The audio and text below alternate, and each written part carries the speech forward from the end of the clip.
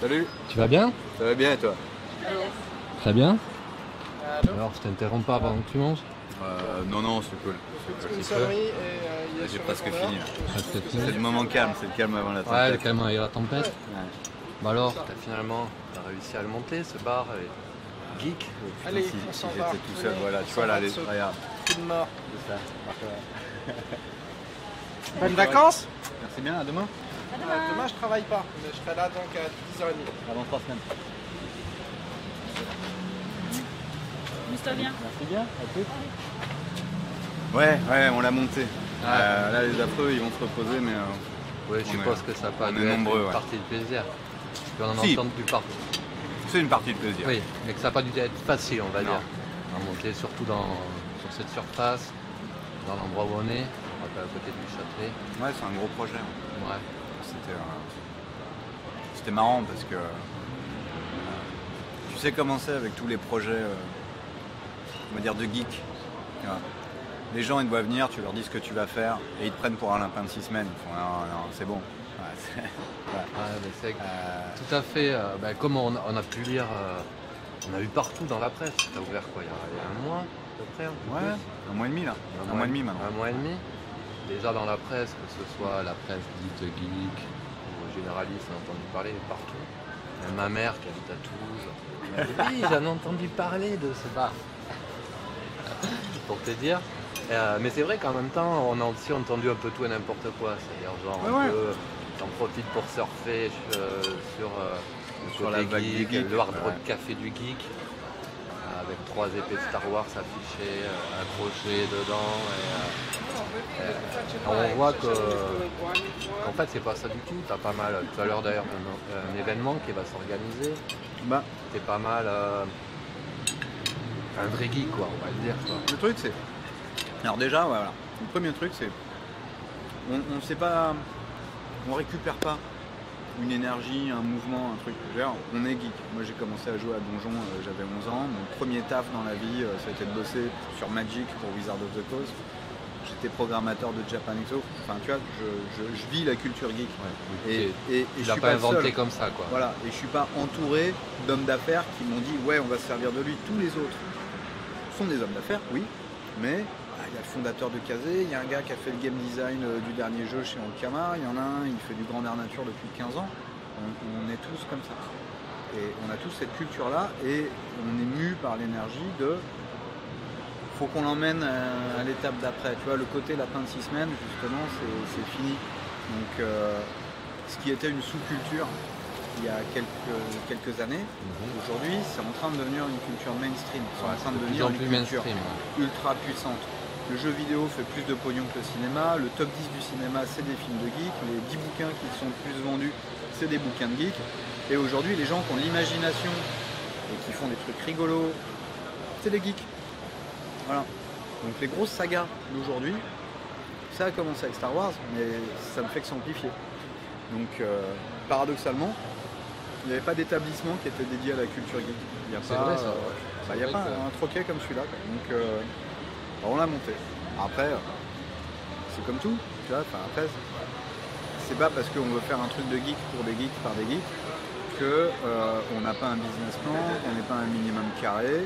Oui, donc il y a 3 ans de l'argent quand même, c'est là pour que ça tourne. Derrière, il y a 3 ans de travail pour monter le truc. Là, ça fait 7 mois, 8 mois qu'on est... Ouais, 3 ans quand même que tu es sur le lieu, trouver le lieu. La première réunion sur « Hey les gars, si on montait un bar », c'était il y a 3 ans. Voilà. Donc derrière, c'est quelqu'un qui est mûri depuis un moment. Ça s'est pas fait... Ah non, mais ça peut pas se faire du jour au lendemain. Et puis après, petit à petit, t'agrèges des énergies, tu rassembles des compétences. Et puis, ce qui fait vraiment basculer le truc, c'est le jour où tu trouves le local. Et ce local-là, bah, on l'a cherché longtemps. Mais le jour où il faut te décider, tu dois te décider en 48 heures parce que c'est un truc en or. Enfin, l'emplacement est complètement délirant. Voilà, on est à 50 mètres de la bouche de métro, puis pas de n'importe quel métro, quoi. Châtelet. Une belle surface, une terrasse, une rue calme. C'est exactement, en plus voilà. c'est ça, tu as une terrasse, et puis une rue, on n'est pas sur le grand boulevard. Non, parce que on voit trop des troquets comme ça qui ont effectivement une terrasse, mais t'as de la bagnole qui te passe au ras du nez à longueur de journée. Là, on est tranquille sous les arbres.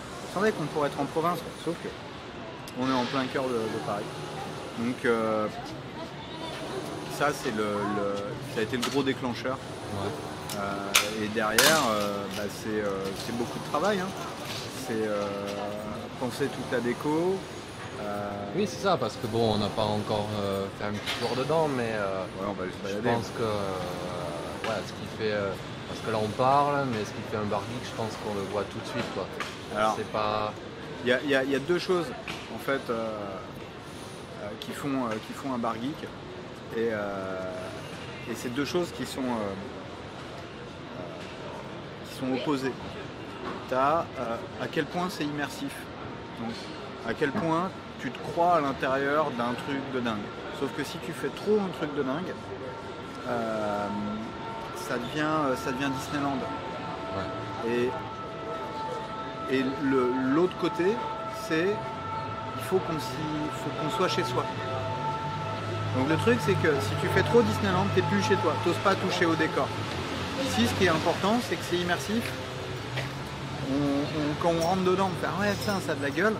Sauf que tu tombes sur les canapés, sur les chaises, sur le mobilier, et là, t'as pas peur. Tu sais que c'est fait pour vivre. Tu te poses pas de questions. Il y a des jeux dans la bibliothèque. C'est les tiens. Alors moi, quand même si je le savais, il y avait des BD, je suis allé regarder. J'ai eu du mal à en prendre une et à aller m'asseoir. J'ai demandé à un barman, je peux la prendre et la lire. Ouais. Je le savais qu'on pouvait. Ouais. Mais ça fait tellement, ça fait un peu bizarre, c'est vrai, de se dire, surtout qu'ils sont nickel. Enfin, et puis du coup, les gens, ils font gaffe. Les gens font attention. Ils ne les posent pas sur la table comme des bourrins au milieu de. Il y aura toujours des trucs. Maintenant, ok, j'aurais peut-être un taux de dégradation qui sera sensiblement plus fort que si je mettais en place une procédure. Mais voilà. Après, c'est en fait, les gens, si tu leur fais confiance, vont apprécier cette confiance-là. Donc si tu leur fais pas confiance en leur disant bah écoute, tu me files une carte d'identité quand tu prends un jeu, etc. Les gens vont moins bien se comporter que si tu leur dis bah c'est chez toi, c'est tes jeux. Donc on leur met un petit mot à l'intérieur de chaque boîte de jeu, on fait faites gaffe. Voilà.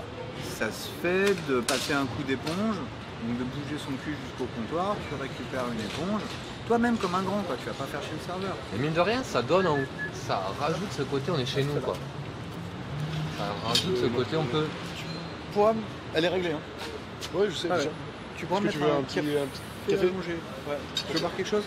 Bon, ça ira, merci. Et c'est vrai que du coup, comme tu dis, ça donne un peu, comme le côté on est un peu chez nous, on fait gaffe, on nettoie le truc, on laisse pas. C'est vrai, j'ai remarqué ça aussi, quoi. Et du coup, on s'approprie le lieu. Il y a un gars, il a écrit c'était un article sur le net, et c'est bien parce que là, c'était pas un article où les gars ils faisaient un copier-coller de notre communiqué de presse. Et le gars dit c'est marrant parce que en fait quand tu croises le serveur, t'as l'impression de retrouver un vieux pote. Entre parenthèses, sauf qu'il te fait payer le salaud. Mais mais comme on dit, c'est pas un truc d'utopiste non plus, on est là pour faire du fan. Ouais, pour gagner ta vie et faire du business. Je suis à 5 € la pinte de Croc, 6 € la pinte de Grimbergen ou de Carlsberg. C'est-à-dire que globalement je suis moins cher que le quartier. Ouais, c'est ce que j'étais en train de calculer. On a des espèces de finger food à 5 €. Ah, c'est ça, parce que vous servez à manger aussi. Ouais, un petit peu, ouais. À midi, le soir. Midi, le soir, en fait, service continu. Le principe, c'est on a une carte qui est très réduite parce que déjà, ça te permet de mieux gérer tes stocks. Ce qui te permet surtout de faire que du frais. C'est-à-dire que notre saumon il est frais et notre bœuf il est frais. Mais on sert que du saumon et du bœuf, voilà, t'as pas trop le choix. T'as un plat de saumon, un plat de bœuf. Pour un certain temps, et puis après on changera de carte. Mais ce qui est important, c'est du frais. Donc, tous les matins, on a notre livraison. Alors c'est pas pour. J'ai goûté les brochettes de bœuf au whisky ou je sais pas. Non, c'est brochette du tigre qui pleure. La brochette du tigre Ouais. qui pleure. Et Et c'est vrai que. C'est pas mal, hein. Ouais, le bœuf était vraiment. Elle est copieuse. Enfin, tu vois, pour un truc à 5 euros, ouais, t'as en plus. mangé, j'étais étonné, t'as mangé quoi. un beau steak quand Ah, même. j'ai été obligé d'acheter un truc encore pour payer avec la carte. Ouais, ah ouais, ça par contre, la CB. Mais Bon, tu mais te ça, fais- c'est. c'est la vie. Mais C'est partout, hein. C'est pas que. ouais. Bah attends, on a un minimum à 10 euros, c'est pas abusé. Bon, dans un bar, ça va vite. Hein. Bah, une pinte, une finger food, voilà, t'es à 10 euros. Et, après, voilà, ça, c'est l'activité bar, on va dire. Mais le truc, c'est qu'on est, on est aussi et surtout, en fait, un espace culturel. Comme c'est écrit d'ailleurs. Espace d'expression des cultures de l'imaginaire. Et c'est là où on se fait taxer de racoleur, en fait, mais c'est vachement important pour nous. Parce que... T'entends quoi, toi, derrière ça? Donc tu vois quoi? Qu'est-ce que Ok. tu voulais dire en écrivant Ok, ça? donc aujourd'hui, geek, c'est devenu mainstream. Depuis que Fillon a dit je suis un geek. Aujourd'hui, toute la France est geek. Maintenant, si tu te concentres, en fait, plus tu vas te rapprocher des geeks un petit peu hardcore, et plus tu vas te rendre compte que c'est des gens qui sont des créatifs. C'est le propre de la culture de l'imaginaire, c'est que les gens, ils n'ont aucune hésitation à s'approprier les codes, à faire du fan art, à réécrire des trucs. Enfin, tu vois, quand il y a un gros film, je veux dire, il y a Inception qui est sorti, il y a Batman Dark Knight. Merde, enfin bon, bref. Ouais. T'as un film qui sort, t'as 25 versions Lego qui enchaînent. Ok, t'as des gars qui font des remakes, qui vont sortir les gouffres, qui vont te faire des trucs. Tu prends une émission comme Faux Raccord par exemple, même si c'est produit par Allociné, c'est quand même un vieux truc de geek. Et donc le geek, c'est quelqu'un qui fait quelque chose de ses mains et de son esprit, c'est un créatif. Oui, il consomme, et plus tu vas te mettre sur la partie mainstream, et plus tu es en mode consommateur, et moins tu es en mode créateur, mais finalement tu en as un bon exemple, tu arrives avec ta caméra à l'épaule, tu te poses, tu fais hey, les gars, je fais une émission. Bah ouais. Et on veut que ce lieu soit un lieu de rencontre pour les gens qui créent. Et pour ça, est-ce que tu travailles sur ça? Ouais. Tu t'organises, enfin, tu communiques sur le fait. Alors oui, je communique dessus. T'as un communiqué, j'entends. En fait, le truc, c'est que là où c'est paradoxal, c'est que c'est pas à moi de dire ce qui doit se faire ici. C'est à moi de dire qu'il y a la possibilité voilà, de faire des c'est à trucs. moi d'encadrer les choses. Donc, tu vois, tout à l'heure, là, il y aura les rencontres vidéoludiques. C'est une rencontre associative. C'est une assoce 1901. Donc les gars, il y a des bagnoles qui passent de temps en temps. Ouais, de temps en temps, ouais. Donc les gars, ils n'ont pas honte. Donc s'ils veulent organiser leur rencontre, en fait, on est un bon vecteur pour eux. C'est un endroit sympathique où ils peuvent se retrouver dans un décor relativement sexy. On va mettre un minimum de techno à leur disposition. Et les gars, ils vont pouvoir faire leur truc. Je vais pas gagner d'argent sur leur dos. Enfin, tu vois, je vais avoir 30 gars qui vont consommer, oui. Enfin, d'un autre côté, je suis blindé en permanence. Donc finalement, si c'est pas ces 30 là, ça serait 30 autres. Mais c'est important que ça soit ces 30 là. Parce qu'on leur donne le moyen de faire leur conférence dans un cadre qui va bien. Hier soir, il y avait une réunion post-GN, donc il y a eu un Grandeur Nature qui a eu lieu il y a 10 jours.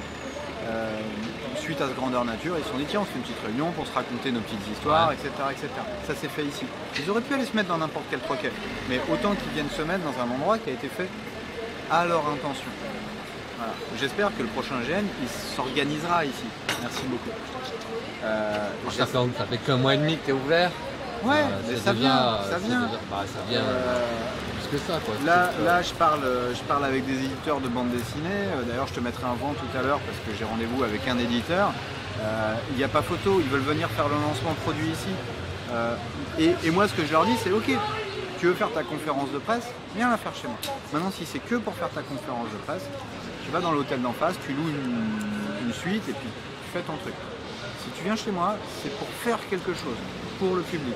Donc oui, tu fais ta conférence de presse, je te rends service, derrière, fais un truc pour le public. Viens organiser une séance de dédicace.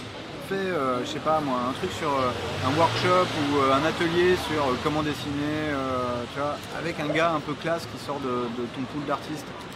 Fais-moi une expo avec des œuvres originales qu'on peut trouver que dans des... qu'on trouve pas d'ailleurs, parce qu'il n'y a pas de musée de la... Enfin si, il y a des musées de la bande dessinée. Mais voilà. Oui. Fais un truc sexy pour toi, pour moi, pour... Voilà, je te propose un lieu sexy, sympa, qui correspond un petit peu avec ton milieu. Viens faire ton bise. Et en même temps, toi, fais-nous profiter de ton bise. Mais donne-moi cette crédibilité que je ne tiens pas à usurper, d'être un espace d'expression. Donc c'est quelque chose qui te tient vraiment à cœur. Mais complètement.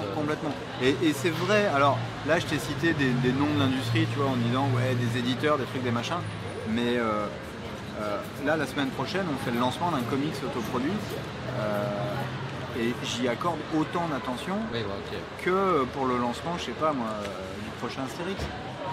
Comme quand on t'a proposé, si on pouvait enregistrer un podcast ici, je veux dire, tu nous avais jamais vu avant, on a discuté 10 minutes.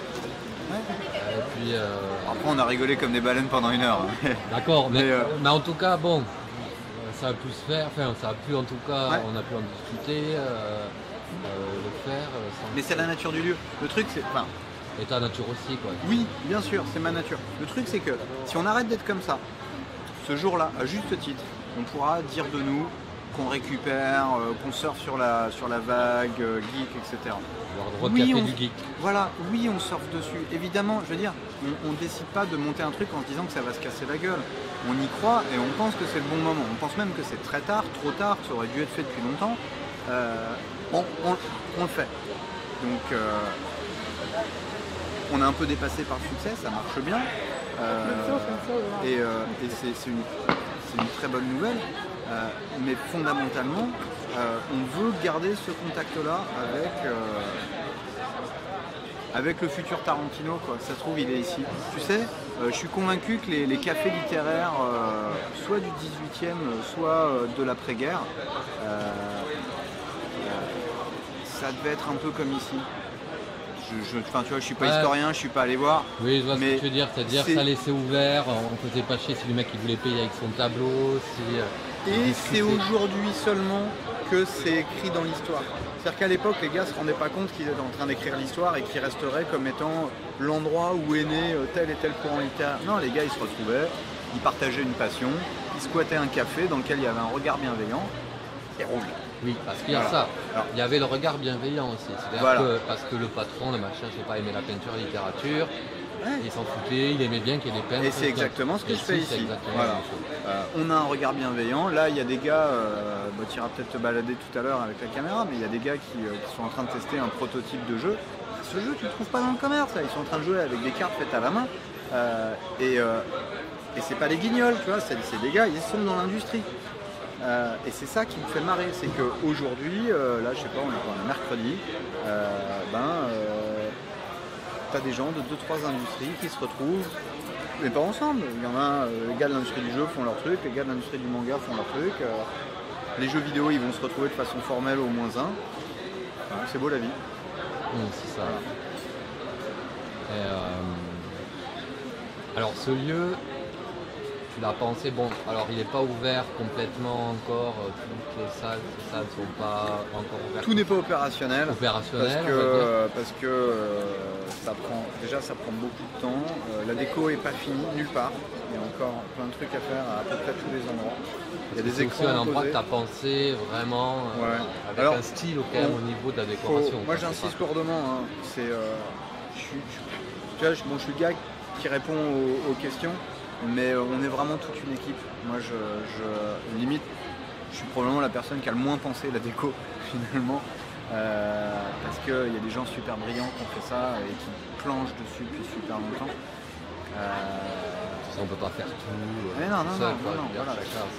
Et d'ailleurs, moi, c'est ce qui me fait marrer ici, c'est qu'on a une équipe qu'on appelle l'Amirauté et qui fait tourner le bar. Et j'en fais pas partie puisque c'est pas mon métier de faire tourner le bar et d'embaucher des serveurs. Et donc régulièrement tu as des nouveaux serveurs qui déboulent ici et puis ils me trouvent et ils me font monsieur, est-ce que je peux vous servir quelque chose? Mais tu vois, Ouais, non, mais j'adore. J'adore voir le lieu prendre vie et m'échapper complètement et tu vois, vivre ces choses, faire ces choses.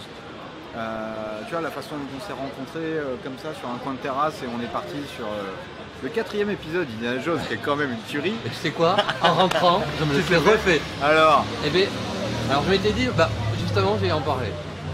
Parce que le débat, c'était est-ce que même il a son. Est-ce qu'il a le droit d'exister? est-ce qu'il a le droit d'exister? C'est ça le truc. Voilà. Moi, je trouve que il va un peu dans la continuité des Indiana Jones, il reste dans le délire Indiana Jones, avec le côté là, il y a le gamin qui fait comme il y avait dans les premiers 2001, c'est ça il s'appelait, je sais plus quoi. Ouais. Ce côté un peu marrant, truc. Il y a le côté extraterrestre, mais c'est pas plus taré que l'Arche d'Alliance. Il est correctement réalisé. Ok, tu vois, il est correctement réalisé, tu retrouves tous les codes, ils ont réussi à assurer la transition et faire un truc 20 ans plus tard. Tu vois, je suis vachement moins déçu par Indiana Jones 4 que par la 2e trilogie de Star Wars. Ah oui, on est clair. Pour mettre les trucs en perspective. Oui, tout à fait. Donc là-dessus, ils ont quand même réussi leur transition comme il faut. Après, ça manque peut-être un peu de vie, de jeu d'acteur, on aura toujours des trucs. C'était le 4. Mais voilà, on pourra toujours se plaindre. Bah, écoute, il est pas mal et moi je trouve qu'il usurpe pas son. Bon voilà, ça c'était pour Indiana Jones. C'est fait, c'est dit. Je sais plus où oui, on parlait un peu, il y a quand même une déco un peu à la fois la déco des concepts assez spécifiques quand même à ce part. Comme on en parlait déjà, le fait du côté bibliothèque, on peut s'asseoir, jouer à des jeux, on verra ça peut-être. Bibliothèque sur mesure. Oui. Les toilettes, les toilettes jeux vidéo, on a les seuls pissotières jeux vidéo de France. C'est les seuls de France? Ouais, en France. Ouais. Ah ouais. Et probablement les seuls du continent en fait. Il y en a en Angleterre parce que c'est une techno anglaise à la base. Mais c'était japonais. Alors en fait, il y a Sega qui en a fait un au Japon et il y a des Anglais qui l'ont fait. Et nous, on a déterminé qu'il était plus serein pour nous de bosser avec des Anglais que de bosser avec des Japonais. Ne serait-ce que parce que tu arrives à parler une langue en commun, parce que... Il faut y aller, t'es pas très loin. Déjà, voilà, nous on a fait venir un technicien, il prend un Eurostar, il prend pas 12 heures d'avion, quoi. Donc voilà, des petits gags comme ça. Donc là, il y a un nouveau jeu qui va sortir sur les pissotières après-demain, normalement. Ah ouais? Ah oui, c'est vrai, parce que là, c'était les pingouins. Voilà, il y a les pingouins. En fait, je vais laisser les pingouins sur un des deux. Putain, il est bon ce t-shirt. Ah, il est bon ce t-shirt. C'est la Death Star, l'étoile noire. Je l'ai raté. Voilà, l'étoile noire en Pokéball. Ouais, mais il faut quand même un peu répartir. Allez, on fait ça à l'arrache. Il est pas mal ce t-shirt. C'est bien ça.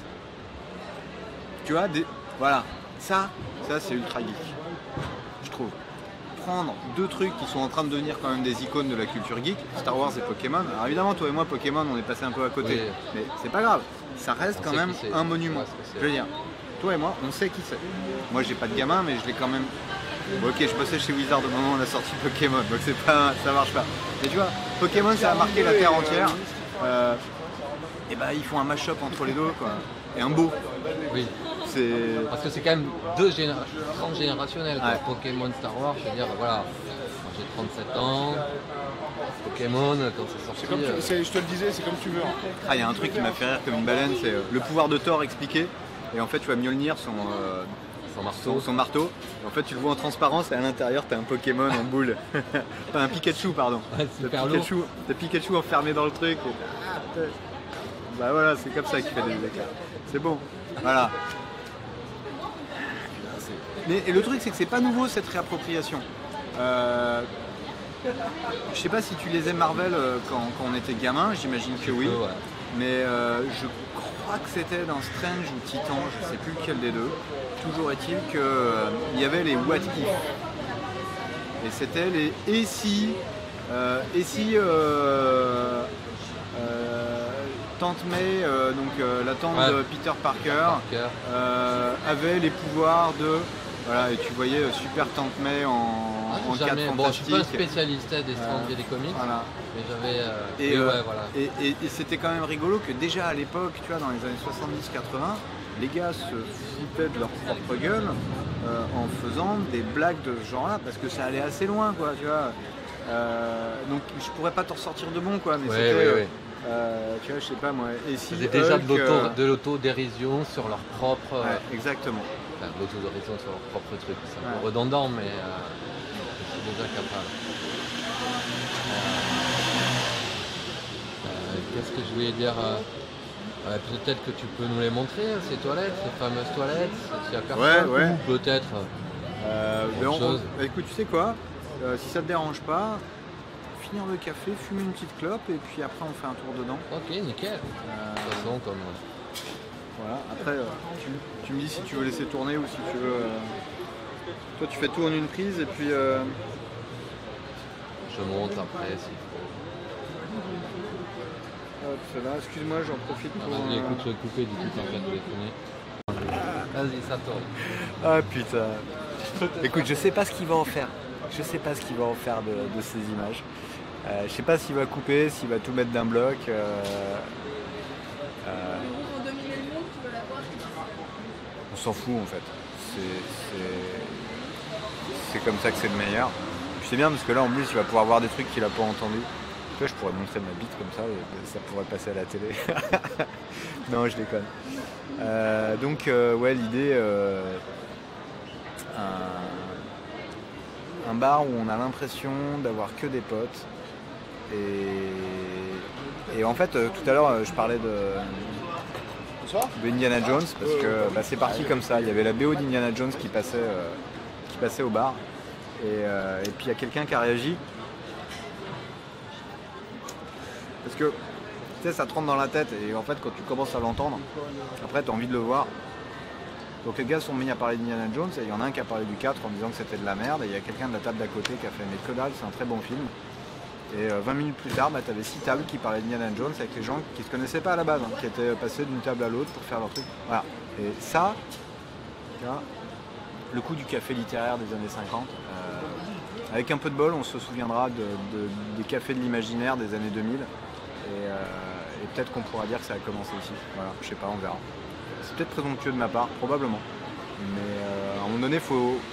Voilà, ça c'est le propre du geek. Ok, il croit en l'epic win. C'est et c'est pour ça qu'aujourd'hui, par exemple, le gamer, ça commence à être une valeur que tu peux faire apparaître sur les CV. Parce que on reconnaît des talents aux gamers. Je te présente un problème et on te fait tiens, tu vois, là tu as un problème. Admettons que cette tasse soit un problème. Et le gamer, c'est le gars qui va faire les gars, je crois que j'ai trouvé la solution. Il n'a pas peur de retourner le problème, il n'a pas peur de le regarder dans l'autre sens. Et donc, vu qu'il n'a pas peur de grand chose en fait, il n'a pas vraiment peur de l'échec. Parce que quand tu joues, tu apprends à perdre, parce que tu perds plus souvent que tu ne gagnes. Tu apprends à tenter des trucs. Et donc, tu as une foi impressionnante en ta capacité à réussir des trucs en lesquels personne ne croit. Et c'est un petit peu ça, parce que ce projet, le fameux Epic Win. Voilà. Même à vouloir les taper le plus haut possible. Quitte à Exactement. recommencer plusieurs fois avant, pas pour le faire bien, pour le faire. Ouais. Et touchons du bois, mais ce bar pour l'instant c'est un Epic Win. Voilà. C'est Je pense pour l'instant. des en tout gens cas, qui ouais. nous ont pris pour des lapins de 6 semaines au début en disant ouais votre projet c'est bien beau mais voilà. C'est bien connu, les geeks ils boivent du coca, c'est des asociales et ils mangent de la pizza chez eux. Comment vous allez Donc rentabiliser comment votre vous allez truc, rentabiliser votre truc. Le gars il va s'asseoir dans un pendant canapé. 3 heures en buvant un café. Voilà. Et toi dans 6 mois tu mets la clé sous la porte. Au final, est-ce final, que ça se passe quand même comme ça? T'as deux modes de fonctionnement, t'as la journée où on est tranquille. Voilà, tu viens, tu te poses, tu lis une bande dessinée, tu consommes tranquillement. Mais non, je pense qu'on impressionne bien avec les volumes de bière qu'on passe. Parce que contrairement à ce qu'on pense, les geeks, le geek est un être exceptionnellement social. Il adore communiquer, il adore échanger. Alors oui, il passe beaucoup de temps sur internet et sur son téléphone, soit. Mais c'est pour communiquer. Donc tu vois, l'image de l'autiste qui reste enfermé chez lui, elle est tellement fausse, quoi. C'est un espèce de truc d'épinal. Oui, c'est le nerd d'il y a 30 ans, quoi. Presque. Ouais, et même il y a 30 ans en fait, tu vois. Alors après on se l'est collé tout seul comme des grands cette image, voilà, Peter Parker, le gars brimé à l'université qui n'ose pas parler aux gonzesses. Ouais, effectivement, tu pars de là. Mais c'est tellement pas vrai. Voilà. Et ça c'est la démonstration. Parce que... Si le geek, c'est pas que le gamin de 17 ans. Non. On oublie ça, quand on le voit bien, c'est la trentaine, même un peu plus, quoi. Ben, en fait, tu as deux générations de geeks. Tu as la génération Goldorak et la génération Pokémon. La génération Goldorak, elle est ouais, mais ça c'est un speech que je travaille depuis quelques années. Ouais. Donc la génération Goldorak, elle est née dans les années 70. Et en fait, c'est rigolo parce qu'il n'y a qu'en France qu'on a une génération Goldorak. En France et en Italie. Parce qu'on a des pionniers qui ont fait tiens, j'ai récupéré des programmes au Japon et si je les passais à la télé. Et donc nous, on a grandi là-dedans. Et puis on a pris Star Wars dans la gueule. Et puis voilà.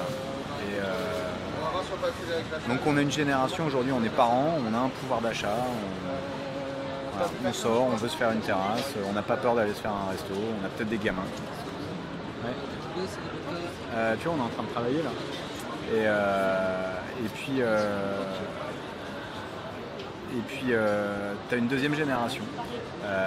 C'est nos gamins un peu de choses près, quoi. Tu vois, c'est des gens qui aujourd'hui ont entre 10 et 25 ans, alors, on va dire 15-25. Et eux, ils ont grandi avec Pokémon, avec Yu-Gi-Oh! Ils sont appropriés nos codes. Ils ont grandi avec le regard bienveillant de la génération précédente. C'est-à-dire que c'est quand même vachement dur de dire à un gamin de ne pas regarder Pokémon, alors que toi, tu as regardé Ken le Survivant, quoi. T'as des statuettes de T'es pas crédible sur ton étagère, quoi. T'es pas super crédible. Voilà. Donc une fois que tu t'es fait griller sur Facebook parce que tu as fait un truc un peu régressif à base de Malabar et de Casimir, voilà, c'est bon, c'est fini.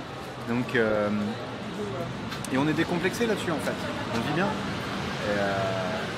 Et donc fatalement cette génération-là, la génération Pokémon, elle enfonce le clou. Et voilà, quand tu as deux générations qui sont pas encore au pouvoir, mais qui se serrent la main et qui embrassent cette culture de l'imaginaire, ça marche bien et ça fait des Avengers qui défoncent. On défonce le box-office à chaque nouveau gros film qui sort. On a fait Avengers, c'est la plus grosse sortie. Bah tiens, regarde Dark Knight Rise, prends ça dans les dents. On me prend toujours un peu pour un intégriste du truc, mais j'ai toujours tendance à dire que bientôt, entre guillemets les geeks, parce que c'est vrai que maintenant c'est un terme générique, on peut aller à tous les côtés, mais ça va être les décideurs. Si c'est 10 ans, 15 ans, ça sera ceux Laisse le temps. qui vont choisir et qui vont... Aujourd'hui, on va dire, les geeks, la génération Goldorak, elle approche les 40 ans. Donc dans 10 ans, elle aura 50 ans. Donc tu vois, c'est le moment où tu te retrouves à des postes... des ministres. Voilà. Il y aura, ça commence à arriver d'ailleurs. Enfin là, il y a je sais plus quel ministre du nouveau gouvernement qui a dit mais moi j'ai passé des heures sur World of Warcraft. Voilà. Et obligatoirement, ils comprennent mieux certains intérêts, certaines utilités. On va arrêter de nous saouler avec mais ça rend agressif. Alors oui, tu es toujours capable. Là, il y a encore un gars, je sais plus, il n'y a pas longtemps, aux infos, j'ai vu ça. Il y a un gars, il est mort derrière son PC après avoir passé 48 heures non-stop à jouer à Diablo 3. Il y avait la même sur World of Warcraft. Mais... Il y en a qui sont morts en courant comme des fous sous la chaleur. Et eux, on leur a mis une statue en disant putain, ce gars-là, il a battu un record. Mais c'est vrai que c'est quand même moins qu'il y a une dizaine d'années. C'était à toutes les sauces. Mireille Dumas qui nous a défoncé le jeu de rôle dans les années 80. Oui, parce que c'est vrai. Avant, il y avait le jeu de rôle qui rendait fou. Ah oui, le jeu de rôle. C'est le truc où on se court tout nu dans la forêt. C'est bon, quoi. Non, c'est pas ça. Regardez, mais c'est nous. Voilà, c'est des vrais gens. Alors parfois, on aime se déguiser. Et alors, le carnaval, ça existe depuis la nuit des temps. Japan Expo, c'est un carnaval géant. Moderne, exactement, pour se faire plaisir, quoi. Parce que c'est ça aussi, quoi. C'est avant tout l'imagination, c'est ça, quoi. Le jour où tu perds moi je pense que le truc il est là, le jour où tu perds ton regard d'enfant sur le monde, tu rates un gros morceau, quoi. Et la culture de l'imaginaire, c'est entretenir ça le plus longtemps possible. Est-ce que quelque part, d'avoir monté ce bar, c'est pas aussi une façon de garder cet esprit Attends, c'est un pied monstrueux, quoi. C'est, tu vois, le nombre de mails que je reçois ou de gens qui viennent me voir et qui me disent putain j'en ai rêvé et vous l'avez fait. Ben ouais, mais moi aussi j'en ai rêvé, quoi. Tu vois, j'en ai tellement rêvé que voilà, ça y est. Comme tu disais, c'est un peu incroyable qu'il n'y ait pas un vrai lieu comme ça. En tout cas, j'en connais pas. Il y a d'autres. Il doit y en avoir. Il y en a. Je veux dire, t'as des troquets super bien sur Paris, communautaires. Tu vois, je pense en particulier au Meltdown et au Caps Alliés. Le Meltdown, c'est un barcraft. Donc c'est orienté jeux vidéo, League of Legends, Starcraft 2. Ils ont une super ambiance, ils tournent vachement bien eux aussi. Et ils ont leur communauté. Après, les Caps Alliés, ils sont orientés jeux de rôle. Et ils ont une communauté super fidèle aussi. Donc... c'est un peu des secteurs, quoi. Jeux de rôle... Je dirais que nous, on a... ce qui va nous différencier d'eux, c'est juste qu'on a eu la chance, les moyens de pouvoir être suffisamment grand pour être geek généraliste et de ne pas être obligé de se limiter à un seul univers. Voilà. Donc, voilà, on va dire, mais fondamentalement, on est animé exactement par la même énergie et on a la même reconnaissance de la part du public qui se dit ouais, je suis bien là, je suis bien. Ici, on a une clientèle d'habitués. Elle est en train de se... Elle est en train de me dire, parce que c'est ouvert, comme on l'a déjà dit, depuis un mois et demi, donc on peut peut-être aussi faire un truc, mais comme tu es là, je suppose presque tous les jours, l'ouverture, voilà, tu dois voir des gens, rien que moi, des gens que je connais, qu'on a pu discuter la dernière fois, qui ont dit que ça faisait 4-5 fois qu'ils venaient, quoi. C'est pas difficile. Hier soir, entre le moment où j'ai dit je m'en vais et le moment où je suis parti, il s'est écoulé demi-heure, trois quarts d'heure. Juste le temps de faire la bise à tout le monde. Tu vois, des gens qui... et puis surtout, tu vois, des gens qui viennent te voir pour te proposer des choses. C'est ça qui est génial. Tu vois, toi, tu es venu me voir, tu me dis on pourrait faire une émission. Bah ouais, go, on est parti, quoi. Et voilà, tu vois, il y a énormément de demandes, il y a une énergie qui nous habite tous et qui attendait juste de pouvoir s'exprimer. Voilà. Alors c'est vrai ce que tu dis, c'est très juste parce qu'on a l'impression que c'est accessible.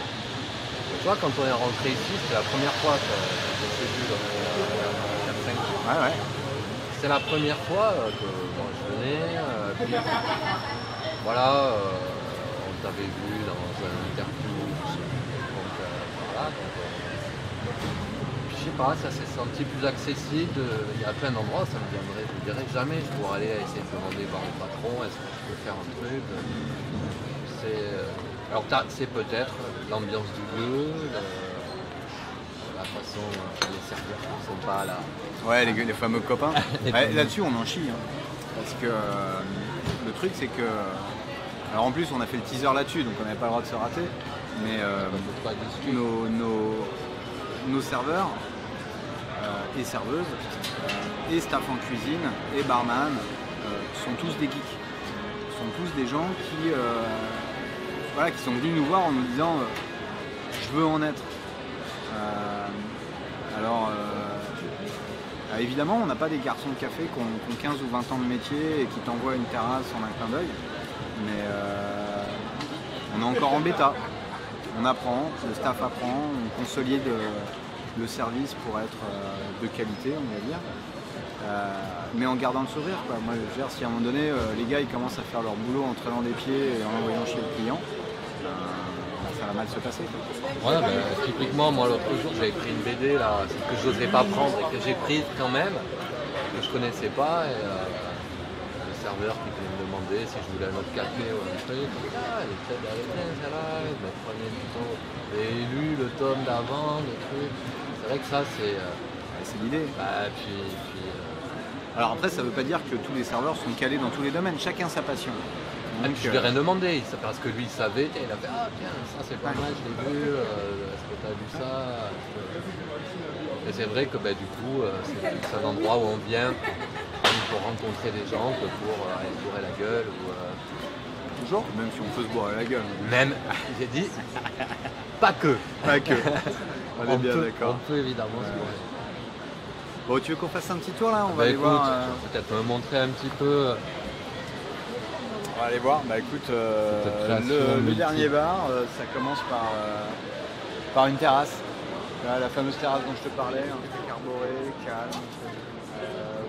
C'est vrai que tu as quand même pas mal de chance d'avoir trouvé une terrasse comme ça dans une rue calme, aussi près de.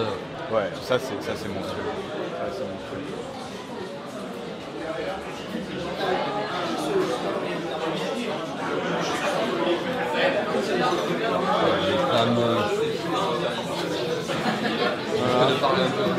Ouais, je vais essayer aussi. Tu vois, on teste un prototype de jeu. C'est bien ça. En fait, c'est tellement On consulte internet, on refait le monde.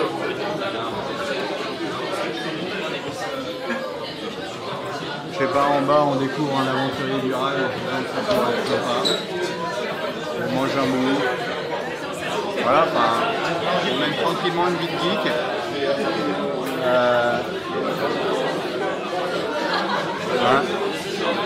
Voilà, le principe c'est ça, c'est un endroit où on se sent bien. Alors on l'a fait un peu à notre image bien entendu. Attention, collision. C'est pas grave, on est là pour. Alors évidemment des objets geeks, hein. C'est un geek. Ouais, qui rappelle à chacun ce qu'il a fait. Hein. Ça par exemple, c'est une création d'un pote. Voilà, je te laisse. Indiana Jones, hein, justement, on en parlait tout à l'heure. Ah ouais. Voilà, l'idole prometteuse que tu trouves au tout début. La Tu verras, tu m'aurais pas dit que c'était Indiana Jones, là je sais pas si je m'en serais rappelé que c'était ça. Alors, en fait, on a produit, le gars a aussi produit un sac de sable. Comme ça, en fait, tous les 10 ou 15 jours, on pourra retirer la statuette et mettre le sac à la place. Il est passé. Quoi. Bah oui. Allez, Murloc. Comme dans toutes les bonnes tavernes, t'es prié de bien vouloir déposer ton arme à l'entrée. Oui. Ah donc t'as quand même un sabre laser accroché au mur. Ouais, je te confirme, il y a Albator, Batman, Harry Potter qui sont présents dans les lieux. Ah ouais, puis là on a un compteur en fait qui nous indique. Le temps qu'il reste avant la fin du monde, faut se dépêcher. Ah ouais.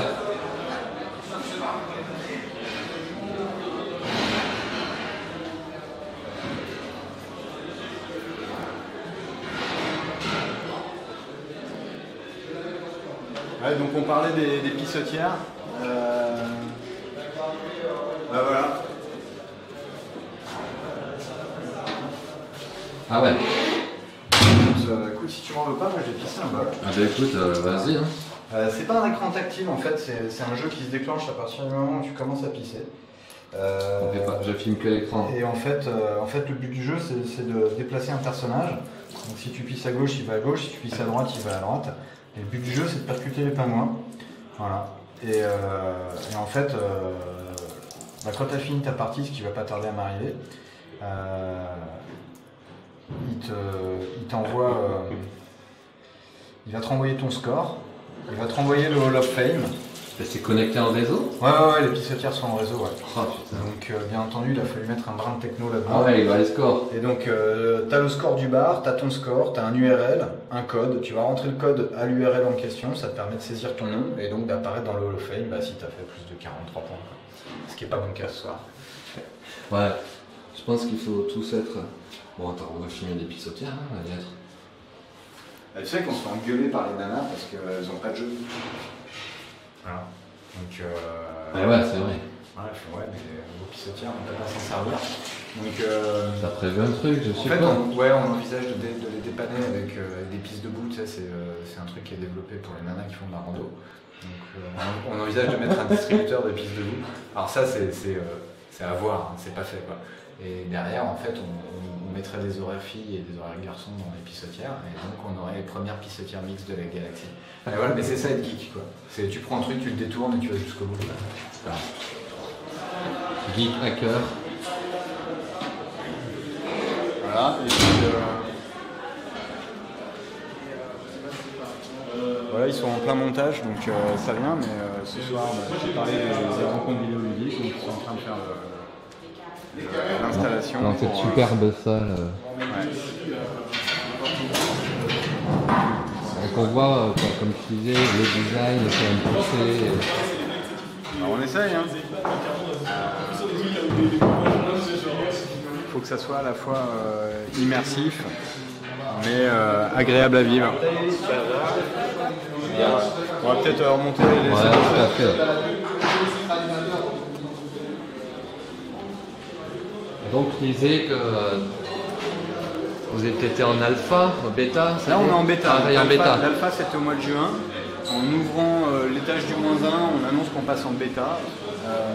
Donc celui qu'on vient de voir, Ouais. le -1 là, d'accord. Donc c'est vraiment comme dans le jeu vidéo. Une bêta, c'est un produit qu'on te livre, mais on te dit attention, il y a encore des bugs, tout n'est pas fini. Et le retour des gens est le bienvenu. Donc c'est pas juste. L'idée aujourd'hui, c'est d'avoir ce qu'on appelle les early adopters, tu vois, des gens qui se sentent vraiment motivés par le lieu, comme toi, pour venir ici et essayer. Et puis nous dire non, ça marche pas, ça tourne pas, ça il faut le faire dans ce sens-là, ça c'est une super idée, mais il faudrait que ça soit plus gros. Voilà.